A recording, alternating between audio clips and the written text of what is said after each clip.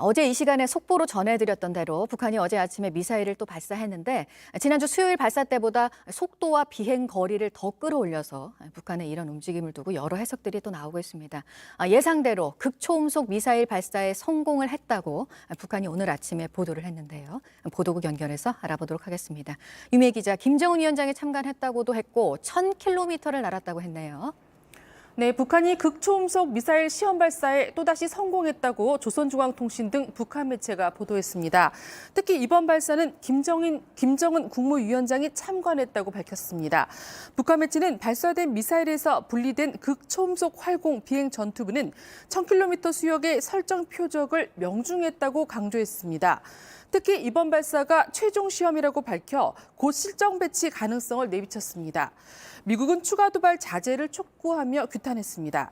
젠사키 백악관 대변인은 불법적이라고 규정하고 유엔 안보리 제재 위반으로 국제사회에 대한 위협이라고 비판했습니다. 앞서 미국은 어제 북한이 미사일을 발사한 직후 서부 해안 지역을 중심으로 15분 정도 항공기 이륙을 금지시키기도 했습니다. 이 같은 조치는 9.11 테러 당시 발동한 바 있다고 현지 언론은 전했습니다. 유엔 사무총장도 우리 시간으로 오늘 새벽 북한 미사일 발사에 매우 우려스럽다는 입장을 내놨습니다.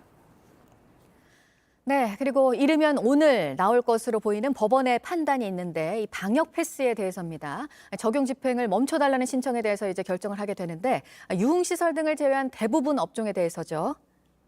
네, 그렇습니다. 방역패스 집행정지 신청에 대한 법원의 판단이 이르면 오늘 나올 걸로 보입니다. 영남대 의대 교수 등이 지난해 말 정부를 상대로 서울행정법원에 낸 신청에 대한 결과입니다. 유흥시설 등을 제외한 대부분의 업종에서 방역패스 집행정지를 신청했습니다. 법원이 이를 받아들인다면 그 파급력은 지난주 나온 학원 등의 방역패스 효력 정지와 비교할 수 없을 정도로 클 것으로 예상됩니다. 재판부 결정은 다음 주 월요일부터 적용되는 사회적 거리두기 조정안에도 영향을 미칠 것으로 예상됩니다. 앞서 정부는 방역 패스가 완화되면 거리두기를 강하게 할 수밖에 없다고 밝히기도 했습니다. 한편 어제 저녁 9시까지 전국에서 3,787명이 확진 판정을 받았습니다. 이에 따라 오늘 0시 기준으로 발표될 신규 확진자 수는 4,000명대가 예상됩니다. 네, 오미크론 변이가 퍼지는 걸 막기 위해서 봉쇄 조치를 강화한 나라들이 많습니다. 그런데 이스라엘은 이런 조치도 오미크론은 막을 수 없다고 판단을 했네요. 네, 나프탈리 베네트 이스라엘 총리가 현지 시간 11일 기자회견에서 밝힌 입장입니다. 오미크론의 봉쇄로 대응한 다른 나라들의 사례를 언급하면서 봉쇄 조치도 소용이 없다고 결론을 지었습니다.